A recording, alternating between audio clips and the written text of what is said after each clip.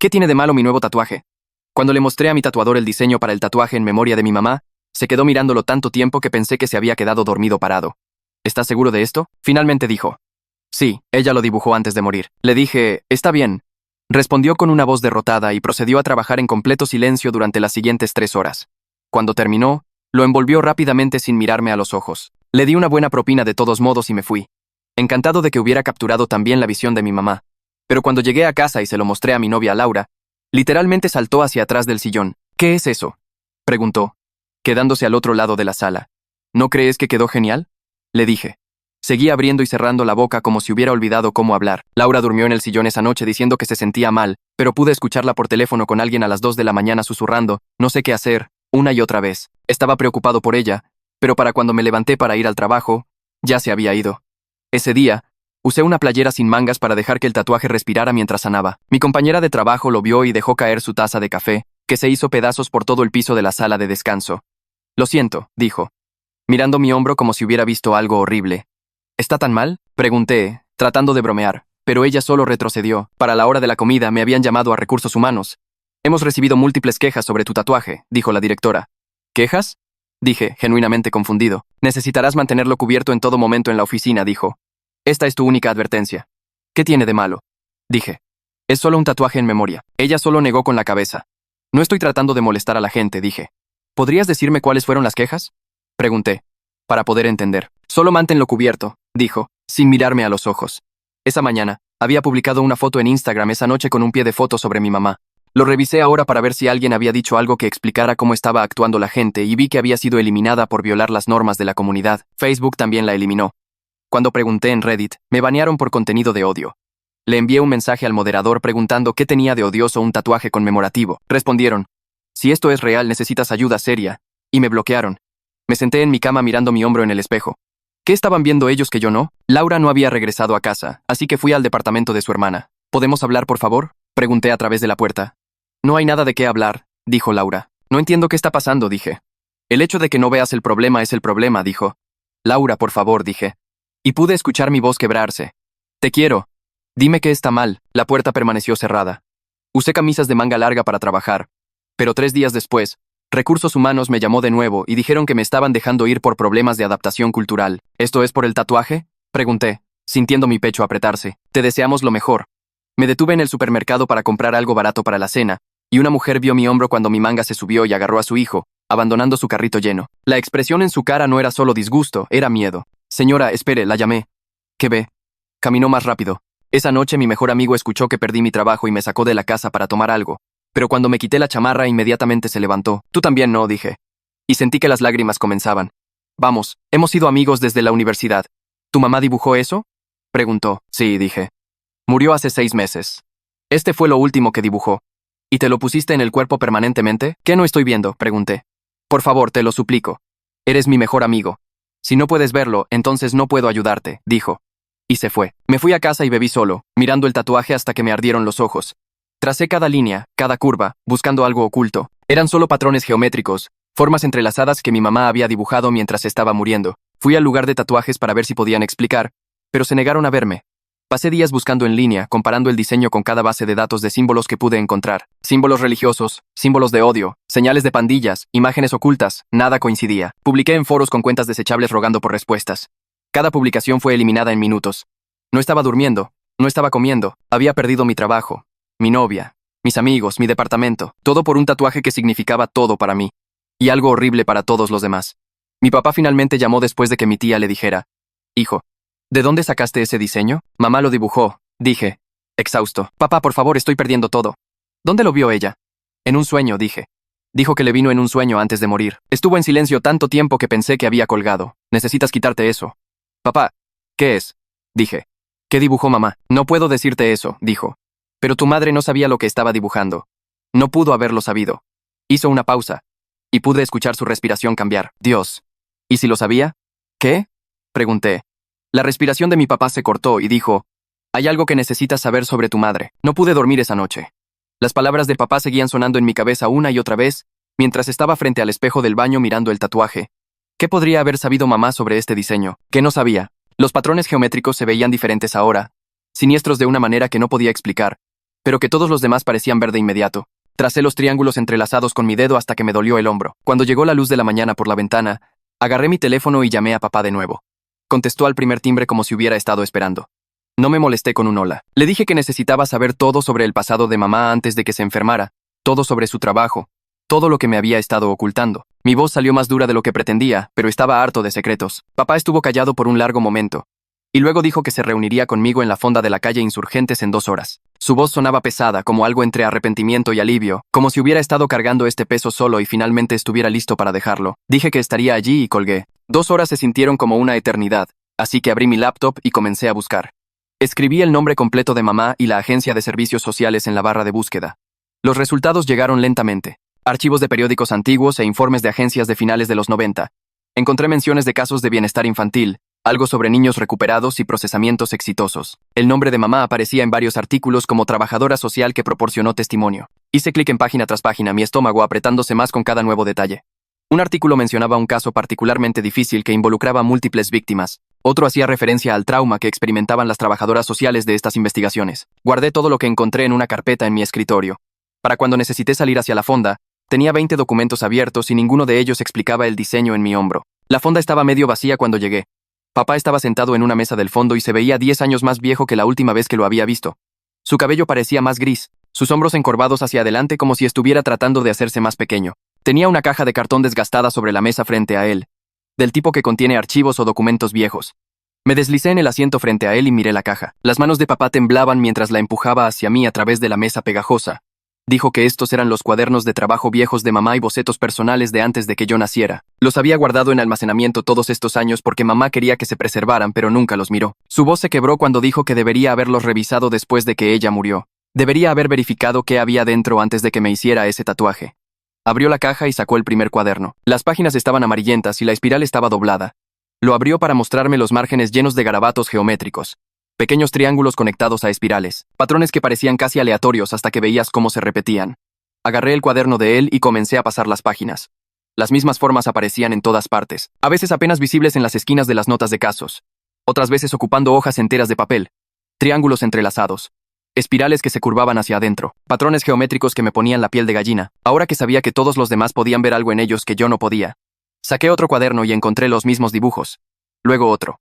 Docenas de páginas llenas de estos patrones, algunos dibujados cuidadosamente con líneas rectas, otros bosquejados rápidamente como si mamá no pudiera sacarlos de su cabeza lo suficientemente rápido. Papá me observó revisar los cuadernos y luego comenzó a hablar. Dijo que mamá comenzó a dibujar estos patrones después de un caso muy difícil que involucraba niños recuperados. Ella le dijo que las formas la ayudaban a procesar el trauma, que dibujarlas una y otra vez hacía que las imágenes en su cabeza fueran menos poderosas. Afirmó que eran solo diseños abstractos que calmaban su mente durante el periodo más difícil de su carrera. Papá dijo que nunca entendió los dibujos, pero mamá insistía en que no significaban nada, solo patrones geométricos que le ayudaban a sobrellevar. Su voz se volvió más callada cuando admitió que había estado cargando culpa por esto durante años. Debería haberla presionado más sobre lo que esos casos la expusieron, lo que podría haber presenciado o escuchado de los niños que entrevistó. Debería haberla hecho ir a terapia de verdad, en lugar de simplemente aceptar que lo estaba manejando por su cuenta. Pero mamá era tan fuerte, tan decidida a protegerme de la oscuridad de su trabajo. Nunca lo traía a casa. Nunca hablaba de los detalles. Solo dibujaba estos patrones en sus cuadernos y le decía que todo estaba bien. Saqué mi teléfono mientras papá hablaba. Mis manos temblaban mientras abría el navegador y escribía símbolos de explotación infantil en la barra de búsqueda. Los resultados me revolvieron el estómago. Hice clic en una campaña de concientización del FBI y me desplacé por páginas de símbolos utilizados por depredadores y traficantes. Aparecían patrones de espiral triangular en la base de datos, listados como indicadores reconocidos. Las similitudes no eran exactas, pero eran lo suficientemente cercanas. Lo suficientemente cercanas para explicar por qué el tatuador se quedó mirando mi diseño durante tanto tiempo. Lo suficientemente cercanas para explicar por qué Laura saltó hacia atrás del sillón. Lo suficientemente cercanas para explicar por qué mi compañera de trabajo dejó caer su taza de café y por qué Recursos Humanos me despidió y por qué esa mujer agarró a su hijo en el supermercado. Lo suficientemente cercanas para explicar cada reacción horrorizada que había recibido. Le mostré a papá la pantalla y vi su rostro desmoronarse. Comenzó a llorar en silencio, lágrimas corriendo por sus mejillas mientras miraba las imágenes. Dijo que había sospechado que esta podría ser la explicación, pero no podía obligarse a creerlo. No podía aceptar que mamá hubiera tomado algo tan oscuro y lo hubiera puesto en papel una y otra vez. Que lo hubiera dibujado una última vez antes de morir y que yo me lo pusiera en el cuerpo permanentemente. Seguía diciendo que debería haber sabido, debería haber verificado, debería haberme advertido. Me sentí mal sentado allí en esa mesa. Mi tatuaje conmemorativo, lo último que mamá dibujó antes de que el cáncer se la llevara, Estaba transmitiendo asociación con el peor tipo de daño que una persona podía hacer. La gente no estaba viendo un tributo a mi madre. Estaban viendo un símbolo conectado con explotación infantil, con tráfico, con monstruos que lastiman niños. No es de extrañar que todos reaccionaran con miedo y disgusto. No es de extrañar que las plataformas de redes sociales eliminaran mis publicaciones de inmediato. No es de extrañar que hubiera perdido todo. Me levanté tan rápido que el asiento de la mesa chirrió. La ira me inundó, caliente y abrumadora. Estaba enojado con papá por no advertirme antes, por mantener ocultos los cuadernos de mamá en lugar de revisarlos. Estaba enojado con mamá por dibujar este diseño sin entender lo que significaba, por procesar su trauma de una manera que creó esta pesadilla para mí. Estaba enojado conmigo mismo por no investigar el diseño antes de entrar a ese estudio de tatuajes, por estar tan desesperado por honrar su memoria que no pensé en lo que las formas podrían significar para otras personas. Papá me llamó mientras agarraba la caja de cuadernos y me dirigía a la puerta. Dijo mi nombre 3 veces, pero no pude quedarme allí. Necesitaba espacio para procesar esto, para descubrir qué hacer a continuación. Empujé la puerta de la fonda hacia el estacionamiento y la luz del sol se sentía demasiado brillante, demasiado normal para lo que acababa de aprender. Me senté en mi carro con la caja de cuadernos en el asiento del pasajero y saqué mi teléfono de nuevo. Busqué eliminación de tatuajes con láser y hice clic en la primera clínica que apareció. El sitio web explicaba el proceso, cómo los láseres descomponen las partículas de tinta para que tu cuerpo pueda absorberlas. Hice clic hasta la página de precios y mi pecho se apretó. La eliminación completa de una pieza de hombro de este tamaño costaría miles de pesos. El sitio decía que la mayoría de los tatuajes requerían de 6 a 8 sesiones, espaciadas de 6 a 8 semanas. Hice las cuentas en mi cabeza. Incluso en el extremo más bajo, eso era 9 meses de tratamientos.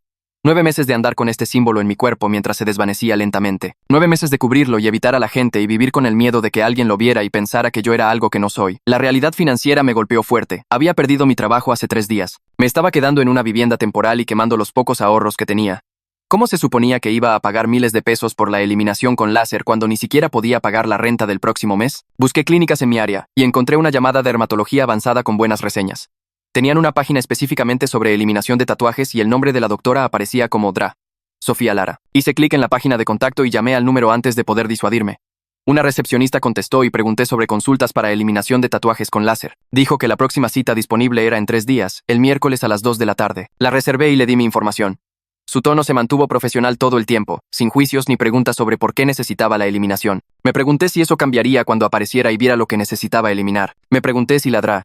Sofía Lara miraría mi hombro y reaccionaría de la misma manera que todos los demás con miedo o disgusto o ambos. Pero no tenía opción. Este tatuaje ya me había costado mi trabajo, mi novia, mis amigos, mi departamento. No podía dejar que me costara nada más. Tenía que quitármelo sin importar cuánto tiempo tomara o cuánto costara o cuánto doliera. Conduje de regreso a mi vivienda temporal y pasé el resto de ese día investigando testimonios de eliminación con láser y desgloses de costos. Cada artículo que encontré hacía que el precio pareciera peor y el cronograma más largo. La gente hablaba de necesitar 10 o 12 sesiones para tinta obstinada. Algunos decían que el dolor era insoportable, otros publicaban fotos de cicatrices y de coloración que nunca sanaron completamente. Cerré mi laptop y miré al techo, tratando de no pensar en cómo pagaría por todo esto. A la mañana siguiente, me desperté con la idea de publicar algo en redes sociales explicando toda la situación. Abrí Instagram y comencé a escribir sobre los dibujos de mamá y su trabajo con niños traumatizados y cómo nunca supe lo que significaba el símbolo. Escribí 3 párrafos antes de eliminar todo. Sonaba defensivo e increíble. Lo intenté de nuevo en Facebook con una versión más simple, pero eso se sintió peor, como si estuviera poniendo excusas. Pasé horas redactando y eliminando publicaciones, probando diferentes tonos y enfoques, pero nada capturaba la situación imposible sin sonar como si estuviera mintiendo o desviando la culpa. Para el segundo día, me había rendido con las redes sociales por completo. Me quedé adentro usando camisas de manga larga, aunque mi departamento estaba caliente. Pedí comida a domicilio y di propina extra para que el repartidor no tuviera que venir a mi puerta. Seguía revisando mi teléfono por mensajes de Laura o mi mejor amigo, pero no había nada. El silencio de todos los que me importaban dolía peor que el rechazo activo. El tercer día, me duché y me puse la camisa más conservadora que tenía, asegurándome de que el cuello subiera lo suficiente como para ocultar mi hombro completamente. Conduje a dermatología avanzada 30 minutos antes y me senté en mi carro ensayando lo que diría cuando la doctora Lara preguntara sobre el tatuaje. ¿Reaccionaría como todos los demás? ¿Se negaría a tratarme una vez que lo viera? La recepcionista llamó mi nombre exactamente a las 2 y me llevó a una sala de examen. La Dra.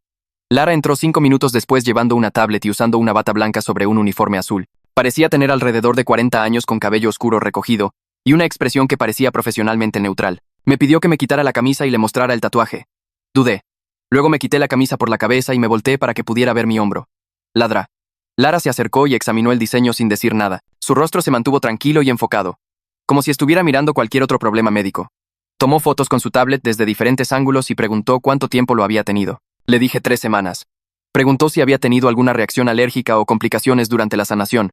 Dije que no. Sacó una silla y explicó cómo funciona la eliminación con láser, describiendo cómo la luz descompone las partículas de tinta para que mi cuerpo pueda absorberlas.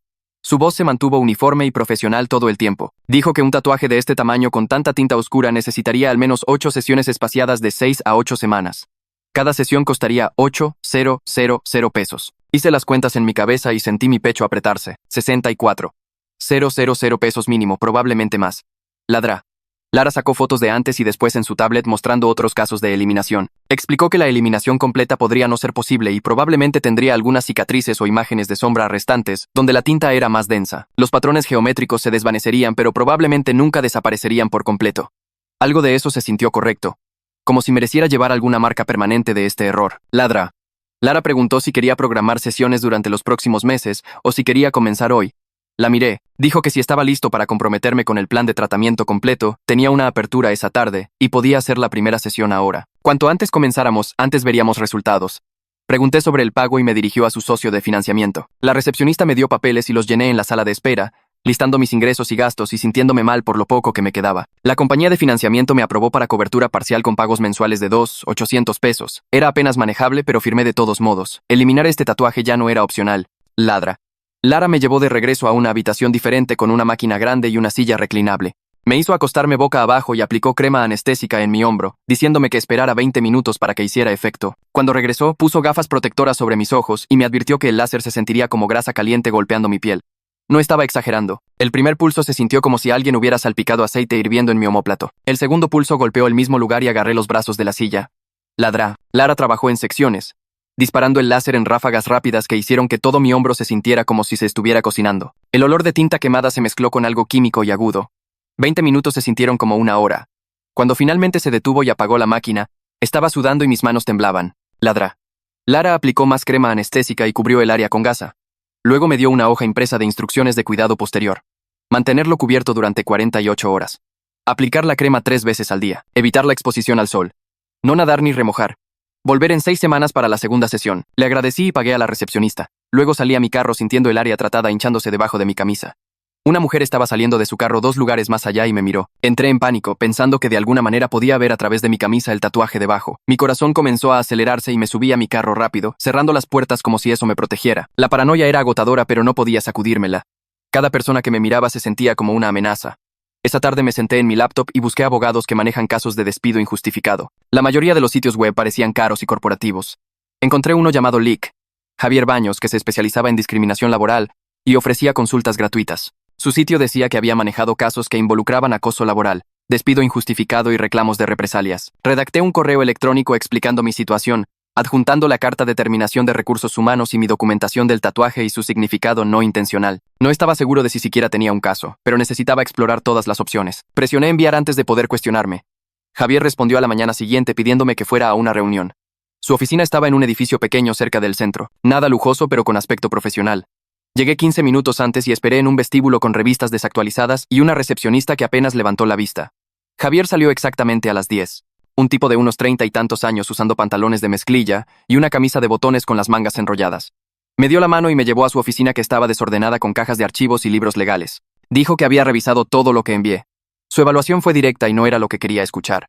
Las terminaciones por adaptación cultural son realmente difíciles de combatir en los tribunales. Los empleadores tienen mucha libertad para despedir a personas por razones que hacen que otros empleados se sientan incómodos. El hecho de que mi tatuaje se pareciera a símbolos de odio incluso sin querer complicaba cualquier argumento de discriminación que pudiera hacer. Dijo que podríamos tratar de argumentar que el despido fue apresurado o que Recursos Humanos no siguió los procedimientos adecuados, pero esos eran ángulos débiles. Javier se reclinó en su silla y dijo que lo que podíamos presionar de manera realista era un acuerdo. Mi antiguo empleador probablemente no quería publicidad sobre esta situación.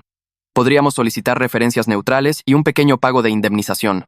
Tal vez 2 o 3 meses de salario. No era la reivindicación que quería, pero era más realista que una demanda larga que no podía pagar. Pregunté cuáles serían sus honorarios. Javier dijo que su tarifa estándar era de 5,000 pesos por hora, pero trabajaría por contingencia por cualquier acuerdo que consiguiéramos. Si no conseguíamos nada, él no conseguía nada.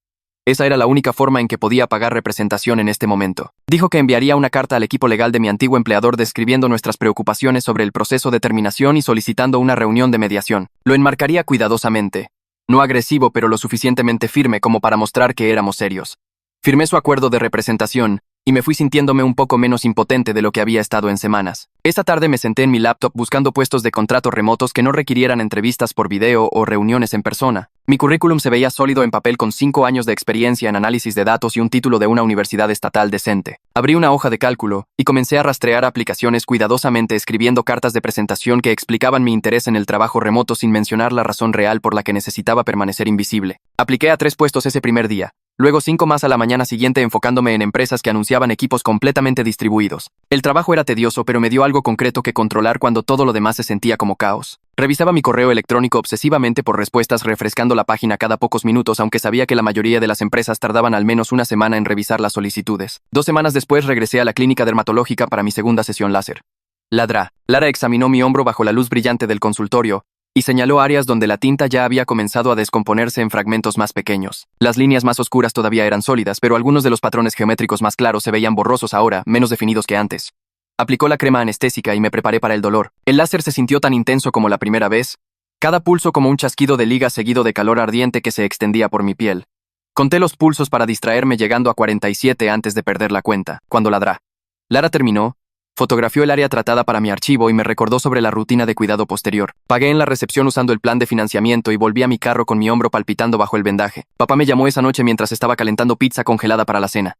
Casi no contesté porque todavía estaba cargando algo de enojo por él guardar secretos, pero contesté al tercer timbre. Su voz sonaba cansada y me preguntó cómo me estaba llevando con todo.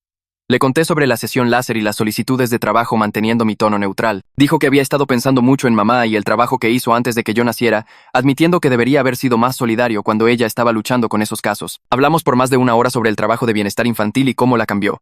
Papá llenando detalles que nunca había conocido. Describió cómo mamá llegaba a casa en silencio después de días particularmente malos, sentándose en la sala oscura durante horas sin encender ninguna luz. Había dejado de hablar sobre sus casos por completo después de que nací, como si hubiera tomado una decisión de compartimentar esa parte de su vida completamente. Papá mencionó cerca del final de nuestra llamada que la antigua supervisora de mamá de la Agencia de Servicios Sociales se había jubilado recientemente. Su nombre era Nora Robles, y había trabajado estrechamente con mamá durante esos años difíciles a finales de los 90. Sonaba vacilante al mencionarlo, pero dijo que Nora podría estar dispuesta a hablar sobre ese periodo si quería más contexto sobre lo que mamá experimentó. Le pregunté si pensaba que ayudaría y dijo honestamente que no sabía, pero entender el trabajo de mamá podría darme una forma de procesar por qué dibujó esos patrones. Me dio la dirección de correo electrónico profesional de Nora que había encontrado en un anuncio de jubilación y dijo que debería mencionar su nombre cuando me comunicara. Redacté un correo electrónico a Nora esa noche reescribiéndolo 4 veces antes de sentir que el tono era correcto. Expliqué quién era y pregunté si estaría dispuesta a hablar sobre el trabajo de mamá durante su tiempo en servicios de bienestar infantil. Adjunté una foto del diseño del tatuaje, pero la había editado mucho para difuminar los elementos más reconocibles mientras mantenía la estructura geométrica básica visible. Pregunté directamente si reconocía el patrón de algún caso en el que mamá pudiera haber trabajado. Mi dedo se quedó sobre el botón de enviar durante 1 minuto completo antes de que finalmente lo hiciera clic y cerrara mi laptop. Nora respondió dentro de 3 horas, lo cual me sorprendió ya que era casi las 11 de la noche. Su mensaje fue cálido pero directo, diciendo que recordaba bien a mi mamá y que había estado triste de escuchar sobre su muerte. Confirmó que el patrón geométrico en mi foto se parecía a símbolos que habían sido documentados en varios casos de alto perfil de explotación infantil de mediados a finales de los 90. Mamá había estado directamente involucrada en entrevistar a niños recuperados que describieron ver marcas similares en los lugares donde habían sido retenidos. El correo de Nora incluía enlaces a artículos de noticias archivados sobre esos casos, aunque advirtió que los detalles eran perturbadores. Dijo que mamá fue una de las trabajadoras sociales principales que ayudó a coordinar testimonios y servicios de apoyo para los niños después de que fueron recuperados. El siguiente párrafo de Nora explicaba que mamá había sido profundamente afectada por esos casos de maneras que iban más allá del estrés profesional normal. Había comenzado a tener pesadillas y ataques de ansiedad, eventualmente solicitando una transferencia a servicios para adultos porque el trabajo de bienestar infantil estaba causando lo que ahora reconocían como trauma secundario. Nora creía que los dibujos geométricos eran la forma subconsciente de mamá de procesar las imágenes y símbolos que los niños habían descrito en sus declaraciones de víctimas. Los niños habían hablado sobre ver estos patrones en paredes, en documentos, incluso tatuados en algunos de los adultos involucrados. Mamá había pasado por horas de entrevistas escuchando estas descripciones una y otra vez, y aparentemente las formas se habían grabado en su memoria. Leí el correo de Nora 3 veces sintiendo algo cambiar en mi comprensión. Mamá no había dibujado un símbolo de odio a propósito. Había dibujado algo que representaba el peor trauma que jamás había presenciado. Algo que la había dañado tanto que tuvo que dejar el trabajo por completo. El tatuaje no era sobre sus valores o creencias. Era sobre su dolor, sobre imágenes que no podía sacar de su cabeza incluso décadas después. Pero esa distinción no cambiaba nada sobre cómo el mundo veía el símbolo o lo que significaba para las personas que lo reconocían. La intención no importaba cuando el impacto era el mismo. Nora terminó su correo ofreciéndose a hablar conmigo por teléfono si quería más detalles sobre el trabajo de mamá y los casos que manejó. Dijo que tenía la siguiente noche libre y podía llamarme alrededor de las 7 si eso funcionaba. Advirtió que parte de lo que compartiría podría ser difícil de escuchar, pero pensaba que merecía entender el contexto completo de lo que mamá había experimentado. Respondí inmediatamente diciendo que sí e incluyendo mi número de teléfono. Nora llamó exactamente a las 7 la siguiente noche. Estaba sentado en mi sillón con un cuaderno listo para tomar notas, pero apenas escribí nada porque estaba demasiado concentrado en escuchar. Nora describió a mamá como una de las defensoras de niños más dedicadas con las que había trabajado. Alguien que luchó duro por los niños vulnerables, incluso cuando el sistema lo hizo casi imposible. Me guió a través de casos específicos donde el testimonio de mamá había ayudado a asegurar condenas contra personas que habían lastimado niños, describiendo cómo mamá pasaba horas preparando a los niños para las comparecencias ante el tribunal y asegurándose de que se sintieran lo suficientemente seguros como para contar sus historias. La voz de Nora se emocionó hablando sobre el compromiso de mamá y cuánto había sacrificado para hacer ese trabajo. Pintó una imagen de alguien heroico y valiente, alguien que había elegido enfrentar cosas horribles porque creía que proteger a los niños importaba más que protegerse a sí misma del trauma. La voz de Nora se quedó callada por un momento antes de continuar. Dijo que había cosas que mamá mencionó en sesiones de supervisión que la hicieron preguntarse si mamá tenía experiencia personal con abuso, aunque mamá nunca dijo nada directamente al respecto. La forma en que mamá hablaba sobre ciertos casos y los detalles específicos que parecían afectarla más sugerían que podría haber reconocido algo de su propio pasado. Nora tuvo cuidado de decir que esto era solo su impresión y que podría estar completamente equivocada, pero la posibilidad se había quedado con ella a lo largo de los años. Sentí mi pecho apretarse escuchando esto porque añadía otra capa a todo, haciendo que el tatuaje se sintiera como si llevara un trauma que se remontaba más lejos de lo que me había dado cuenta. Después de que colgamos, me senté mirando mi teléfono durante mucho tiempo tratando de procesar la idea de que mamá podría haber estado dibujando algo conectado con su propio dolor. No solo los casos que trabajó. Llamé a Nora de nuevo al día siguiente y le pregunté si pensaba que debería hacer algún tipo de declaración pública, explicando de dónde venía el tatuaje, ya que la gente estaba asumiendo lo peor sobre mí y no tenía forma de defenderme. Me dijo que pensara cuidadosamente al respecto porque las explicaciones a veces pueden empeorar las cosas si no se manejan correctamente. La gente podría no creer la historia o podría pensar que estaba poniendo excusas y una vez que algo estaba ahí afuera no podía retractarme. Hablamos sobre los pros y los contras durante casi una hora con Nora haciendo preguntas sobre lo que esperaba lograr y si estaba preparado para respuestas negativas. Dijo que si decidía hacerlo la declaración necesitaría estar muy cuidadosamente redactada para reconocer el daño sin ser defensivo. Unos días después, Nora me envió por correo información de contacto de un consultor de comunicación de crisis que conocía que ayudaba a las personas a navegar el daño a la reputación, diciendo que esta persona tenía experiencia con situaciones donde alguien había causado daño no intencional. Busqué las tarifas del consultor y estaban muy por encima de lo que podía pagar, especialmente sin trabajo y con deudas crecientes. Le envié un correo a Nora explicando que no podía pagar ayuda profesional, y ella respondió ofreciéndose a ayudarme a redactar una declaración ella misma si decidía que era el camino correcto. Dijo que lo haría pro bono porque se sentía conectada con la situación a través de mamá y quería ayudarme a manejarlo responsablemente. Durante la siguiente semana trabajamos juntos a través de correo electrónico, yendo y viniendo en diferentes versiones de una declaración. Nora me ayudó a encontrar un lenguaje que reconociera el parecido del tatuaje con símbolos dañinos, sin poner excusas, explicaba el origen no intencional a través del trabajo de trauma de mamá, y describía los pasos que estaba tomando para la eliminación. Me empujó a asumir más responsabilidad de la que inicialmente quería, cortando frases donde sonaba como una víctima y agregando declaraciones más claras sobre entender por qué la gente reaccionó de la manera en que lo hizo. La versión final fueron 3 párrafos que se sintieron honestos sin ser defensivos y Nora dijo que logró el tono correcto. Publiqué la declaración en mis cuentas de redes sociales personales con comentarios deshabilitados, incluyendo una foto del cronograma de tratamiento de la DRA. Lara mostrando todas mis próximas sesiones de eliminación con láser. Dentro de una hora la publicación había sido compartida docenas de veces y las respuestas estaban por todos lados. Algunas personas dijeron que apreciaban la explicación y creían que no había querido hacer daño, mientras que otras dijeron que la historia sonaba inventada o que debería haber investigado el diseño antes de tatuármelo. Algunas personas fueron hostiles, diciendo que la intención no importaba y que debería haberlo sabido mejor independientemente de las circunstancias. Traté de no leer demasiadas respuestas porque me estaban haciendo sentir peor, pero seguía revisando de todos modos. El mismo día que publiqué la declaración, Javier llamó para decir que el equipo legal de mi antiguo empleador había respondido a su carta. Estaban ofreciendo mediación en lugar de pelear la terminación, lo cual Javier dijo sugería que sabían que su posición no era genial. Me guió a través de su oferta preliminar que incluía un modesto pago de indemnización y un acuerdo para proporcionar referencias neutrales de empleo en el futuro. La indemnización era 3 meses de mi salario. No tanto como había esperado, pero más que nada. Javier dijo que probablemente podríamos presionar por un poco más en la sesión de mediación real, pero quería que tuviera expectativas realistas. La mediación fue programada para 2 semanas en una ubicación neutral en el centro. Cuando llegó el día me puse el único traje que todavía tenía, y me reuní con Javier en el vestíbulo de un edificio de oficinas en el que nunca había estado antes. Subimos en el elevador al piso 10 y caminamos hacia una sala de conferencias donde mi exdirectora de Recursos Humanos estaba sentada con su abogado. La atmósfera se sintió tensa pero profesional mientras todos se daban la mano y se sentaban. El mediador explicó el proceso, y luego ambas partes presentaron sus posiciones. El abogado del empleador argumentó que la terminación estaba justificada basándose en múltiples quejas y la interrupción que mi tatuaje había causado en el lugar de trabajo. Javier contraargumentó que el proceso había sido apresurado y que me habían despedido antes de que me dieran una oportunidad real de abordar la situación a través de adaptación u otros medios. Me senté allí tratando de mantener la calma mientras hablaban de mí como si no estuviera en la habitación, sintiéndome enojado por cómo me habían tratado pero sabiendo que necesitaba mantenerme tranquilo.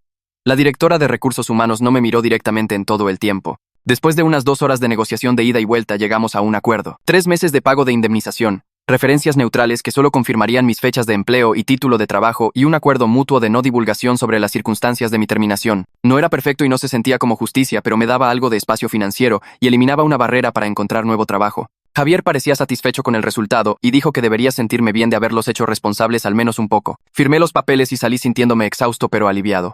Con el dinero del acuerdo que venía, pude pagar parte de mi deuda y cubrir las próximas sesiones de eliminación con láser, sin depender completamente del plan de financiamiento. El alivio de tener ingresos estables nuevamente, aunque sea temporalmente, me ayudó a dormir mejor por primera vez en semanas. Podía comprar comestibles sin revisar mi cuenta bancaria primero, y dejé de tener ataques de pánico cada vez que mi teléfono zumbaba con una notificación. El acuerdo también significaba que podía listar a mi empleador anterior en solicitudes de trabajo sin preocuparme de que me hablaran mal a posibles nuevos empleadores. Comencé a aplicar para puestos remotos haciendo análisis de datos, enfocándome en pequeñas firmas de consultoría que no requerirían entrevistas en persona donde alguien pudiera ver el tatuaje. Mi currículum era sólido a pesar de la pérdida abrupta de trabajo, y fui cuidadoso en mis cartas de presentación para enmarcar la partida como una decisión mutua para buscar nuevas oportunidades. Dentro de 3 semanas recibí una llamada de una pequeña firma que necesitaba a alguien para ayudar con un proyecto de contrato de 6 meses. La entrevista fue por videollamada, y fue bien y me ofrecieron el puesto al final de la semana. El pago no era tan bueno como mi antiguo trabajo, pero era suficiente para cubrir gastos básicos y mantener mi currículum activo mientras continuaba el proceso de eliminación. El trabajo era análisis de datos directo que podía hacer desde mi departamento, y nadie vería el tatuaje mientras se eliminaba. Acepté la oferta inmediatamente y comencé el siguiente lunes sintiendo que finalmente había detenido la caída libre y encontrado algo de terreno sólido. La tercera sesión láser llegó 2 semanas después de que comencé el trabajo de consultoría. Conduje a la oficina de la doctora Lara sintiéndome menos pánico que antes sabiendo que tenía ingresos y un plan avanzando. Examinó el área tratada bajo su lámpara brillante y asintió lentamente. Las partes más claras del diseño definitivamente se estaban desvaneciendo, dijo, aunque las líneas más oscuras necesitarían varios tratamientos más para descomponerse lo suficiente para la eliminación. Preguntó cómo me estaba yendo emocionalmente y le dije la verdad. La ansiedad no se había ido y todavía me sentía aislado la mayor parte del tiempo evitando lugares donde la gente pudiera ver mi hombro aunque estaba cubierto. Escuchó sin interrumpir y luego mencionó algo que no esperaba. Muchos de sus pacientes que lidiaban con tatuajes lamentables se beneficiaban de terapia para procesar el impacto psicológico, dijo. Me entregó una tarjeta para un consejero que se especializaba en problemas de imagen corporal y trauma. Miré la tarjeta y la agregué mentalmente a mi creciente lista de cosas que no podía pagar pero probablemente necesitaba. La sesión en sí dolió tanto como las anteriores. Esa misma sensación de grasa caliente salpicando en mi piel durante 20 minutos. Apreté los dientes y traté de pensar en el progreso sobre cómo cada tratamiento me acercaba a borrar este error. Cuando terminó y envolvió el área, le agradecí y programé la 4ª sesión para 6 semanas después. Conduciendo a casa pensé en la referencia de terapia y me pregunté si podía meterla en mi presupuesto de alguna manera. Papá llamó esa noche mientras estaba haciendo la cena en la pequeña cocina de mi departamento. Dijo que había estado pensando en lo que discutimos en la fonda y quería que fuera a revisar más pertenencias de mamá. Había álbumes de fotos y diarios que podría querer ver, dijo. Su voz sonaba cansada pero decidida. Sentí mi estómago apretarse ante la idea de lo que podría encontrar, pero acepté.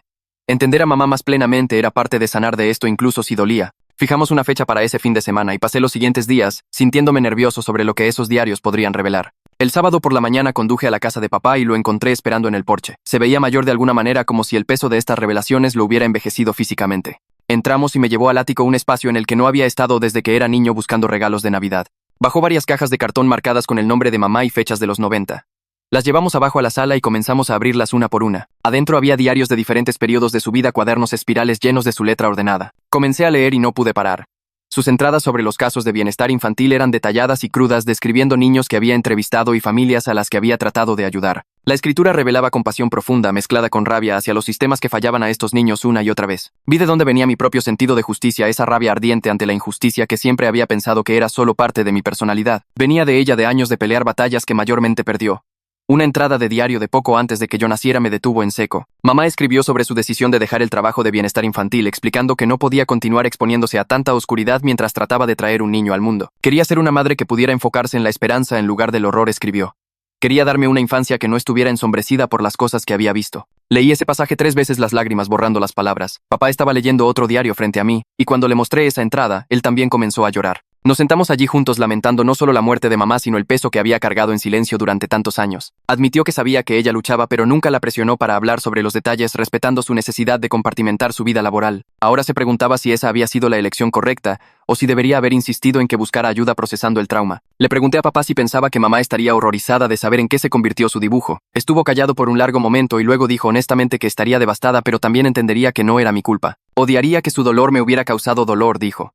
Acordamos que la mejor manera de honrarla era eliminar el tatuaje mientras recordábamos el bien que hizo en su carrera, los niños que ayudó y las familias por las que luchó. El dibujo era solo una manifestación de su trauma, no la suma de quién era.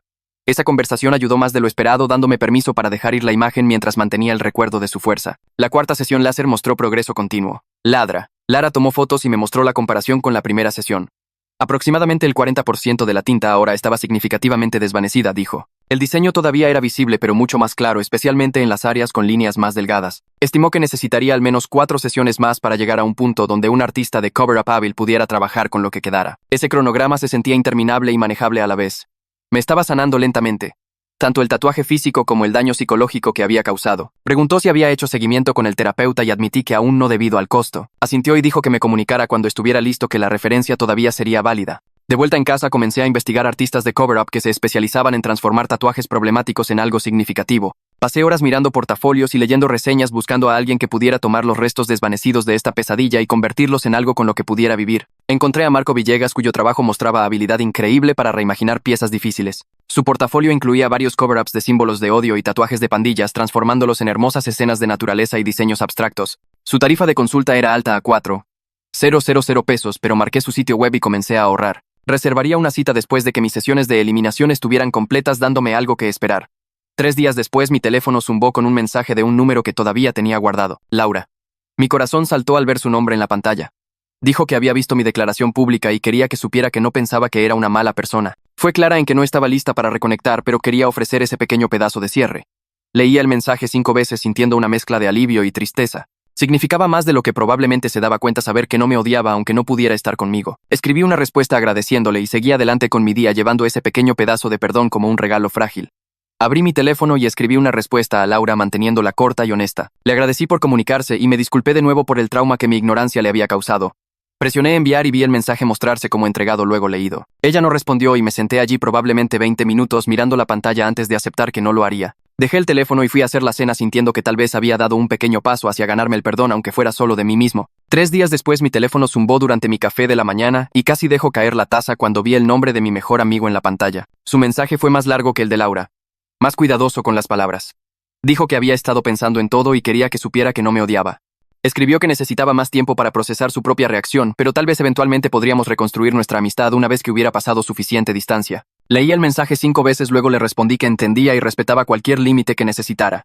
Le dije que lo extrañaba y estaría aquí cuando estuviera listo. Envió de vuelta un emoji de pulgar arriba y nada más, pero era algo. El trabajo de contrato remoto había estado yendo bien durante unas 6 semanas cuando mi supervisora programó una videollamada para discutir mi desempeño. Asumí que era retroalimentación de rutina, pero abrió diciendo que la compañía quería ofrecerme un puesto permanente. El rol venía con beneficios completos, incluyendo seguro de salud, un modesto aumento de salario de mi tarifa de contrato y la misma flexibilidad remota que había estado disfrutando. Explicó que la cultura de la compañía era profesional e independiente de la ubicación, lo que significaba que mi apariencia física no sería una preocupación diaria para nadie. Acepté en el momento y sentí esta oleada de alivio lavarse a través de todo mi cuerpo. Tener ingresos estables de nuevo significaba que podía presupuestar para las sesiones láser restantes sin estar constantemente haciendo malabares con pagos. Significaba que realmente podía pagar terapia eventualmente en lugar de solo llevar la tarjeta de referencia en mi cartera.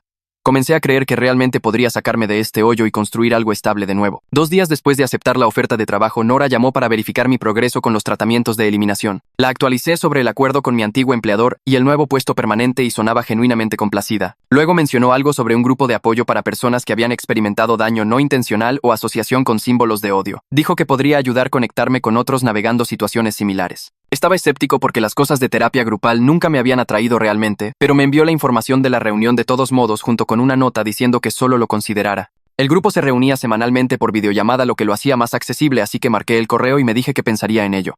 Una semana después me uní a la videollamada 5 minutos tarde, mi cámara apagada y micrófono silenciado mientras decidía si quedarme. Había otras 8 personas en la llamada, todas con sus cámaras encendidas, y una facilitadora que se presentó y explicó el enfoque del grupo en la responsabilidad sin vergüenza. Escuché a un tipo de mi edad hablar sobre hacerse un tatuaje de pandilla cuando era adolescente que no entendió que era un símbolo de odio hasta que trató de unirse al ejército. Una mujer compartió sobre usar accidentalmente un eslogan en el marketing de su negocio que resultó tener orígenes supremacistas blancos. Sus historias eran diferentes a la mía, pero la experiencia central era la misma. Ese golpe en el estómago de darse cuenta de que habías causado daño sin querer y luego tener que asumirlo de todos modos. La facilitadora enfatizó que la intención no borra el impacto, pero la responsabilidad y el comportamiento cambiado importan más que la culpa performativa. Me quité el silencio cerca del final y compartí brevemente mi situación, y varias personas asintieron como si entendieran. Después de que terminó la llamada, me senté allí sintiéndome más ligero de alguna manera, como si tal vez no estuviera completamente solo en este tipo específico de pesadilla. La quinta sesión láser cayó un martes por la mañana, y la doctora Lara me hizo llegar temprano para poder tomar fotos detalladas de antes y después. Sacó las imágenes en su pantalla de computadora y me mostró la comparación con mi primera sesión.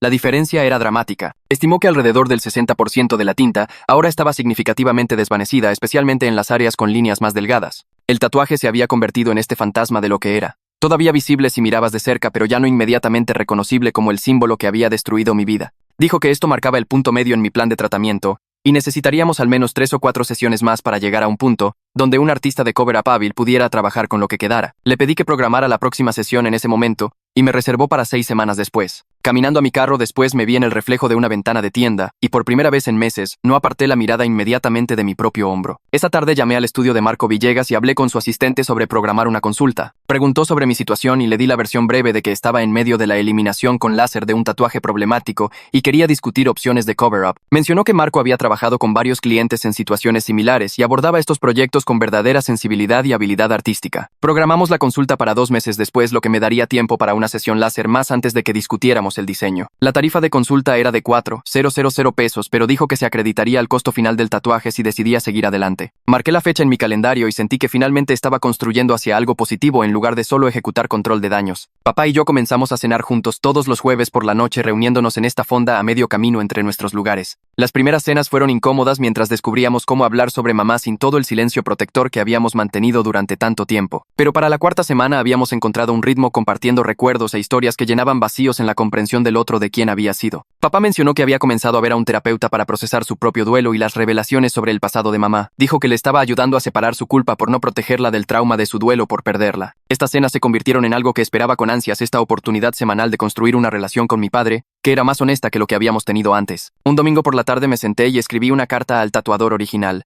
Expliqué todo lo que había aprendido sobre el significado del diseño y la historia detrás de por qué mamá lo había dibujado. Le agradecí por tratar de advertirme, aunque había sido demasiado ignorante para entender lo que estaba viendo. Me disculpé por ponerlo en esa posición y le dije que me estaba quitando el tatuaje. No esperaba una respuesta y ni siquiera estaba seguro de si todavía trabajaba en ese estudio, pero lo dirigí allí de todos modos y lo llevé al buzón de la esquina. Enviar esa carta se sintió como cerrar un círculo, una pieza más de responsabilidad que necesitaba cuidar antes de poder seguir adelante completamente. 2 días después revisé mi buzón y encontré un sobrescrito a mano del estudio de tatuajes sin dirección de remitente. Adentro había una nota corta en papel simple diciendo que apreciaba que me comunicara y que estaba contento de que me estuviera haciendo la eliminación que había rechazado a otros 2 clientes que querían ese diseño exacto desde mi sesión, porque lo había agregado a su lista negra personal de símbolos que no tatúa sin importar qué historia le diera el cliente. Leer sus palabras me hizo darme cuenta de cuántas otras personas podrían haberse tropezado con la misma pesadilla si él no hubiera aprendido a reconocerlo. Doblé la nota cuidadosamente y la puse en la caja con los diarios de mamá como otra pieza de todo este terrible rompecabezas.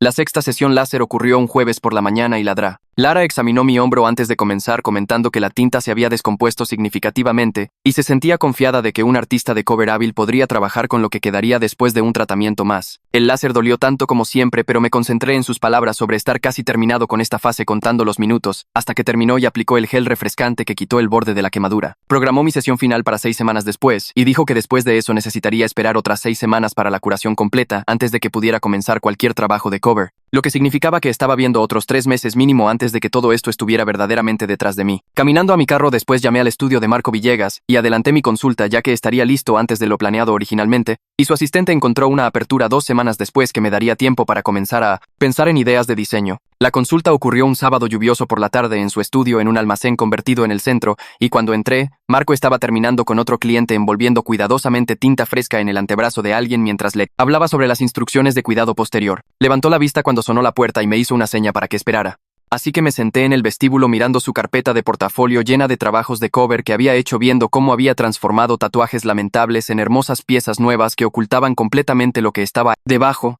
Cuando su cliente se fue, Marco me llevó a su estación y me hizo quitarme la camisa para poder examinar el tatuaje desvanecido bajo su luz de trabajo brillante, y pasó varios minutos solo mirándolo desde diferentes ángulos mientras hacía bocetos rápidos en un blog. Preguntó qué era significativo para mí sobre mi mamá, y le conté sobre su amor por los árboles de encino, cómo solíamos hacer senderismo juntos cuando era niño, y ella siempre se detenía a tocar la corteza de los encinos más grandes que pasábamos, diciendo que la hacían sentir arraigada. Marco asintió y comenzó a bosquejar un diseño de paisaje ahí mismo, mostrándome cómo podía crear una escena con un árbol de encino masivo como pieza central, sus ramas extendiéndose por mi omóplato, mientras las raíces se envolvían hacia mi brazo, y señaló cómo las partes más oscuras de la tinta restante se alineaban perfectamente con donde había colocado el tronco del árbol y las ramas más gruesas. El diseño se sintió correcto inmediatamente, como si honrara quién era realmente mamá en lugar de transmitir el trauma que había cargado, y le dije que quería seguir adelante tan pronto como fuera posible. Marco explicó que la sesión tomaría de 6 a 8 horas, y me advirtió que tatuar sobre piel tratada con láser duele más de lo normal porque el tejido está dañado y sensible, pero había trabajado con muchos clientes de eliminación antes, sabía cómo manejar el proceso. Programamos el trabajo de cover para 3 meses después para darle a mi piel el máximo tiempo de curación, y hice un depósito esa tarde antes de salir de su estudio, sintiendo que finalmente tenía un camino claro hacia el otro lado de este desastre.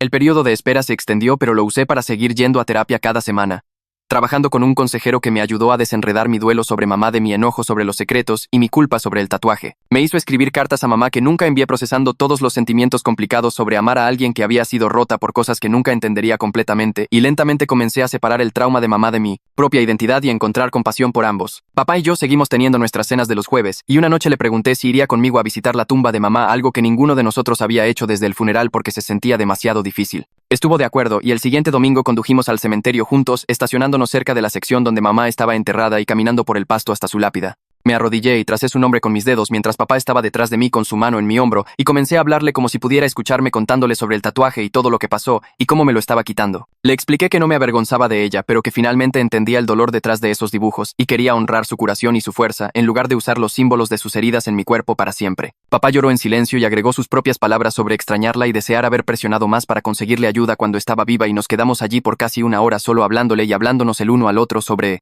recuerdos y arrepentimientos y esperanzas para seguir adelante. La sesión láser final con la doctora Lara logró tanta decoloración como la tecnología podía manejar, dejando solo el fantasma más tenue del diseño original visible en mi piel como una marca de agua. Tomó fotos para sus registros y me dijo que los resultados eran excelentes, que Marco tendría un lienzo limpio para trabajar en la pieza de cover, y me deseó lo mejor con el resto de mi viaje, mientras notaba que mi compromiso para arreglar esta situación había sido notable. Le agradecí por tratarme con respeto durante todo el proceso cuando fácilmente podría haberme juzgado, y ella dijo que todos cometen errores y lo que importa es asumir la responsabilidad y hacer el trabajo para hacer las cosas bien. 3 meses después de esa primera consulta, me senté en la silla de Marco un sábado por la mañana, con 8 horas bloqueadas para la sesión de cover, viéndome en el espejo mientras transfería el stencil del diseño del árbol de encino a mi hombro y comenzaba a delinear el tronco. El zumbido de la máquina de tatuar y el dolor agudo de la aguja se sintieron familiares, pero diferentes, esta vez como si estuviera construyendo algo en lugar de solo marcarme con el trauma de alguien más, y me concentré en respirar a través de la incomodidad mientras Marco trabajaba constantemente en mi piel. Tomó descansos cada par de horas para dejarme descansar y comer algo, y durante un descanso me contó sobre otros clientes que había ayudado a transformar recordatorios dolorosos en arte significativo, diciendo que eso es lo que hacía que este trabajo valiera la pena para él. El árbol tomó forma lentamente a lo largo de la tarde, ramas extendiéndose y hojas llenándose y raíces envolviéndose alrededor de las curvas de mi hombro, y para cuando Marco terminó el sombreado final y limpió la tinta excedente, tenía un tatuaje conmemorativo que realmente honraba la fuerza y resistencia de mamá en lugar de transmitir las peores cosas que había sobrevivido. Mirándolo en el espejo sentí algo liberarse en mi pecho, este peso que había estado cargando durante meses finalmente levantándose porque había asumido la responsabilidad de mi error y hecho el trabajo duro para hacerlo bien, y podía seguir adelante sabiendo que había aprendido a perdonar tanto a mamá como a mí mismo por ser personas imperfectas, haciendo nuestro mejor esfuerzo con el entendimiento que teníamos. Esa es mi versión de los eventos, pero sé que tienes tu propia opinión. ¿Qué habrías hecho en mi lugar? Deja tus pensamientos en los comentarios, estaré leyéndolos. La mejor parte de este canal es ver cómo todos ustedes ven la misma historia de manera diferente.